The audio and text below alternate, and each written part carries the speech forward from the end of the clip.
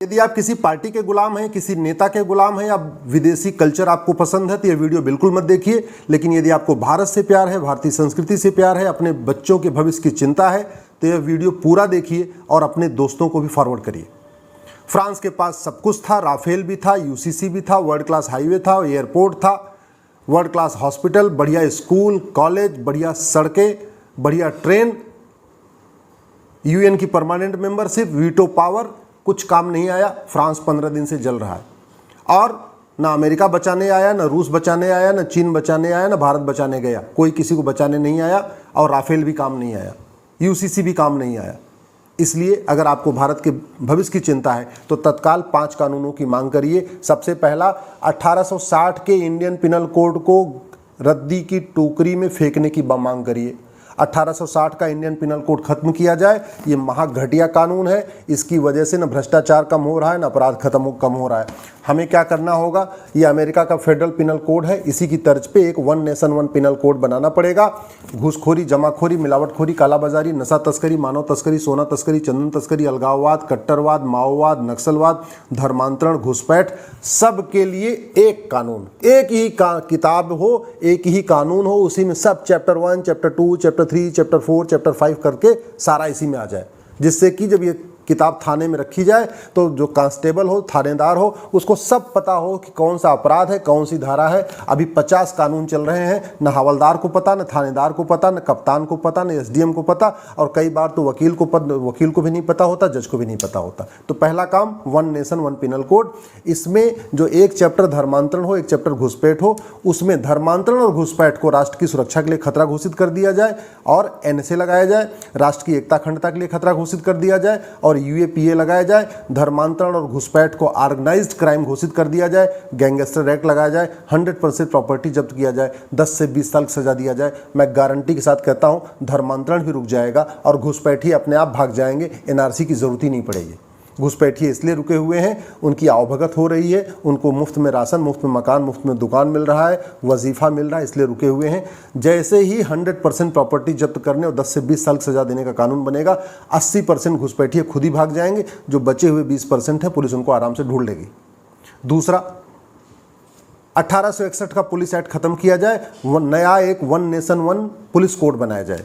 1 घंटे के अंदर एफआईआर दर्ज करना अनिवार्य किया जाए कि शिकायत के 1 घंटे के अंदर एफआईआर दर्ज करना कंपलसरी होना चाहिए और 1 महीने के अंदर जांच पूरा करना आवश्यक होना चाहिए। ये बाकायदा one nation one police code में लिखा होना चाहिए। पुलिस चार्टर लागू करना पड़ेगा।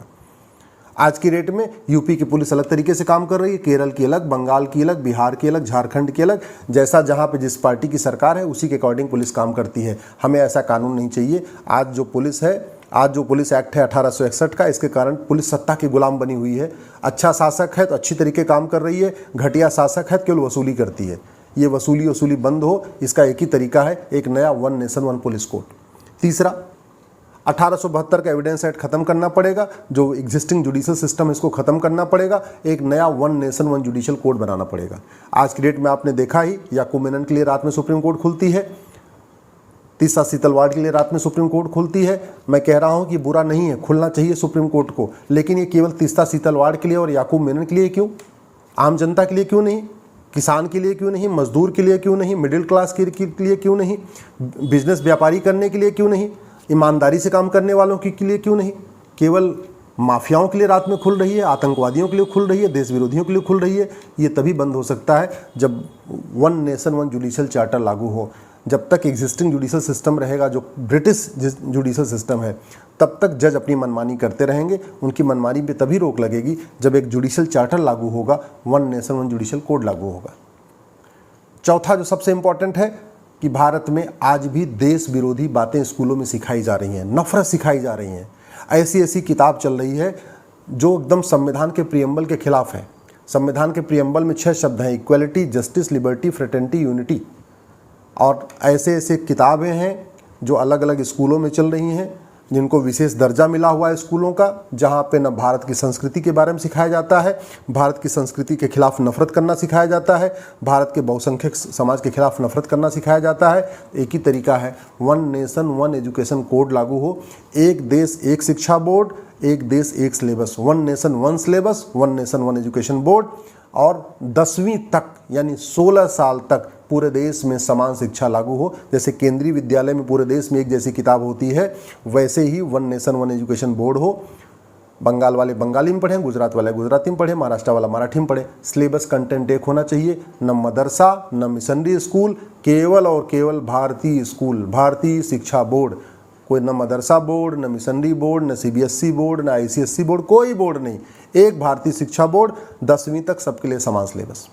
और जो सबसे इंपॉर्टेंट है, सबसे इंपॉर्टेंट पांचवा, जो हमने कहा ना, one nation one police code, one nation one penal code, one nation one judicial code, one nation one education code, और पांचवा most important one nation one tax code. सारी समस्याओं का जो मूल कारण है भ्रष्टाचार है। घुसपैठिए घूस दे के आते हैं, धर्मांतरण की फंडिंग काले धन हवाला से होती है। तो अगर भ्रष्टाचार खत्म हो जाए तो देश विरोधी 50% चीज़ें अपने आप ही खत्म हो जाएंगी। तो उसके लिए वन नेशन वन टैक्स लागू करना पड़ेगा, इनकम टैक्स खत्म करना पड़ेगा, GST खत्म करना पड़ेगा, वैट खत्म करना पड़ेगा, सारा कुछ खत्म। जितने भी टैक्स हैं, केवल जो कस्टम लगता है, जो विदेश से हम सामान आयात करते हैं, वो लगना चाहिए। बाकी भारत के अंदर विद इन कंट्री जितने भी टैक्स लग रहे हैं, वैट हो गया, TDS हो गया, इनकम टैक्स हो गया, ये सब खत्म हो, केवल वन नेशन वन टैक्स यानी बैंकिंग ट्रांजैक्शन टैक्स लागू किया जाए। उसके लिए केवल इतना करना पड़ेगा, 100 रुपये से बड़ी नोट बंद करना पड़ेगा, 5000 रुपये से महंगे सामान का कैश लेन देन बंद करना पड़ेगा, प्रॉपर्टी को आधार से लिंक करना पड़ेगा, नार्को पॉलीग्राफ ब्रेन मैपिंग कानून बनाना पड़ेगा, और बैंकिंग ट्रांजैक्शन टैक्स लागू करना पड़ेगा। यानी जब भी आदमी कोई बैंक से ट्रांजैक्शन करे तो उसको 1% एक्स्ट्रा देना पड़ेगा। 100 रुपये का सामान खरीदा, 101 रुपये दिया, 1000 का सामान खरीदा, 1010 दिया। इसी तरीके से 1% एक्स्ट्रा, यानी अगर 1 लाख का सामान खरीदा तो 1,01,000 रुपये। और ये सबके लिए बहुत अच्छा भी है, आसान भी है। आम जनता के लिए अच्छी बात यह है कि उसके ऊपर न कोई इनकम टैक्स आ रहा है, न GST आ रहा है, कुछ नहीं आ रहा है, तो 1% देता जा रहा है। भाई जिसको न हर साल अपना इनकम टैक्स फाइल करना है, न रिटर्न फाइल करना है, न CA के पास जाना है।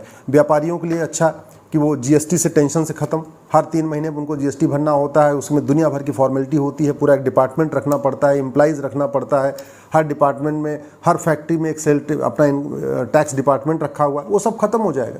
जब जब व्यापारी बिजनेसमैन कहीं किसी को पैसा देगा, एक बैंक थ्रू जो है बैंक देगा, या through ATM Paytm Bhim UPI debit card देगा, 1% एक्स्ट्रा देता जाएगा। सरकार के पास ज़्यादा इनकम होगी और आम जनता को बहुत लाभ होगा। और जब सबसे बड़ी बात, ये भ्रष्टाचार खत्म हो जाएगा। कुछ लोग सोच रहे होंगे कि ये बैंकिंग ट्रांजैक्शन टैक्स गरीब आदिवासी कैसे करेगा। 48 करोड़ जनधन खाता खुला हुआ है, जनधन खाता केवल गरीबों का होता है।